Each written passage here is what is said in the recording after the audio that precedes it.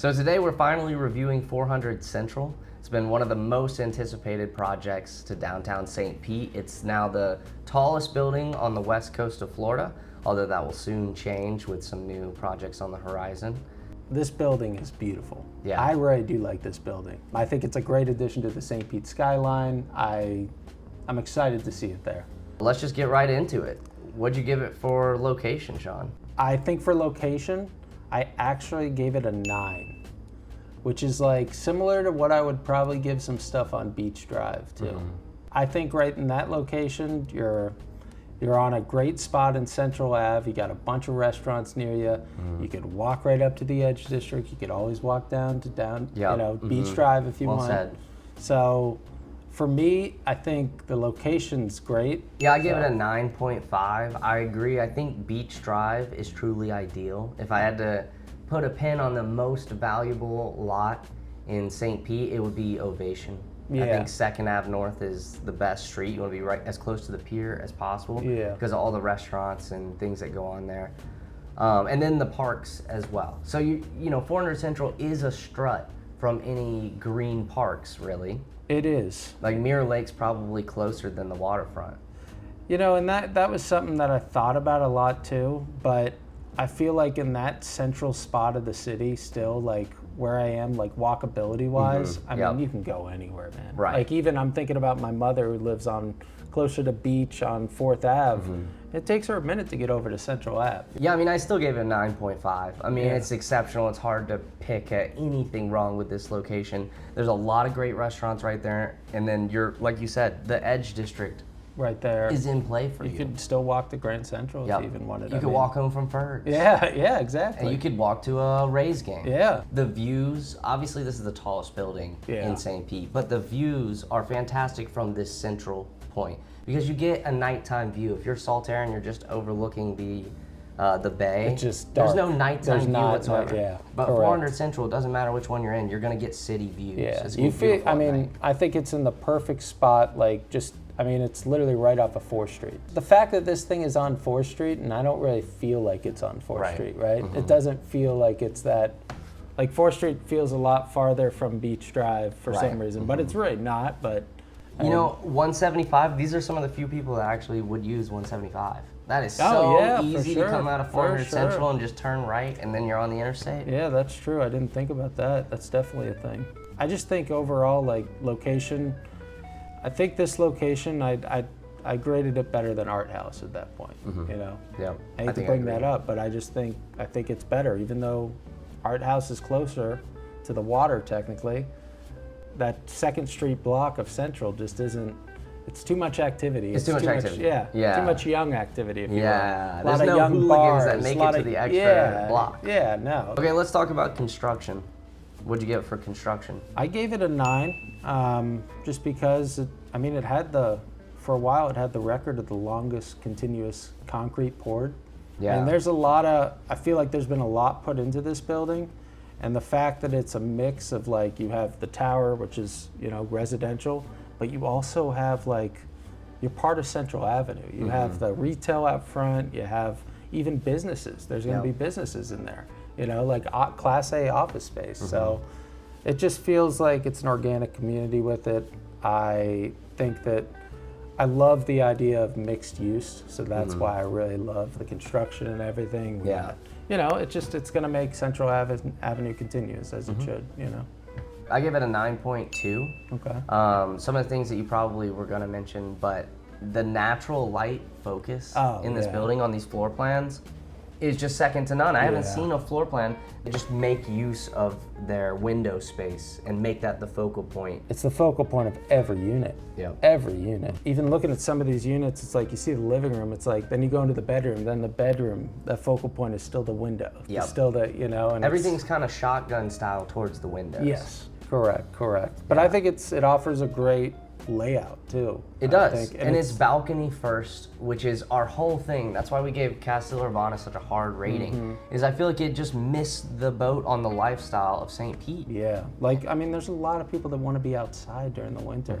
I mean, I can't imagine not being able to hang out on a balcony, and that's why these balconies are they're big. I mean, even on the... And every master bedroom has a sliding glass door. That's so nice, man. It is. Now, one of the reasons why I didn't give it a 10 on construction, though, is all the floor plans, even the penthouses, have small kitchens. Oh, they do, don't they? That's a critique that I had. I feel like other new construction that I've seen has had much larger kitchens. Yeah, that actually didn't really stand out to me as much because I even noticed on the floor plans they have like a dining table set up too. So I was kind of thinking, okay, well, maybe that just can go into the living room more. You know, like maybe it won't even feel like, I don't know. Yeah, maybe that's why the kitchen felt smaller for you. But I feel like you could extend the kitchen some way with like a dining table or something like that to make it look, you know, but... I think to each their own. Yeah, there's not a lot of counter space. No, this is true. It's not the chef's kitchen, if you will, you know? Yeah. Then my other two critiques are the fact that there's not really privacy on the dividers in between the balconies. I'm sure it's enough privacy, probably not a big deal. Until I get in the building, I won't know for sure. Yeah. But just looking at it from the outside in, if it really is all about the balcony, I feel like I'd rather have dividers that give you more privacy. These kind of look a little bit transparent, and they look like they kind of curve up at the end. It's not like a solid block wall like reflection. Correct. Where you have no idea what's going on the other side of the wall. Yeah, that's true. So. Okay, one more critique I had on it, small amenities. You said it was 300 units, right? 301 units, correct. Well, yeah, that's a lot of people sharing a very small amenities area. It is. That pool is not very large. That workout room is not very large. I mean, it's similar size to Reflection, maybe a little larger. Yeah. And Reflection has 80 units. 80 units. That's difference. I mean, even the one thing I do like how they incorporated in here is they do have like little office space to work in. They're saying little private rooms and stuff. I want to see that all. But the one amenity that this place does have that I think is a great amenity, and you'll be able to show this golf off simulator. To anyone. No, of course, that's nice. But that 46th floor, glass closed observation tower, like I think that's going to be something that someone brings their friend up to right away. Yeah. Let's go have a drink on the Absolutely. It's interesting. This building is a flex. It is. It's I feel like the only building that I can compare it to in St. Pete that's similar iconic value in my mind is Signature, just because Signature's a unique shape too. Yeah. Like you say the flag building, people kind of know what you're talking about. The circular oval building, they know what they're talking about here. And I think it's unique, and I think every floor, I think you're going to get a good view on almost every floor too. So I agree. All right, let's move on to value.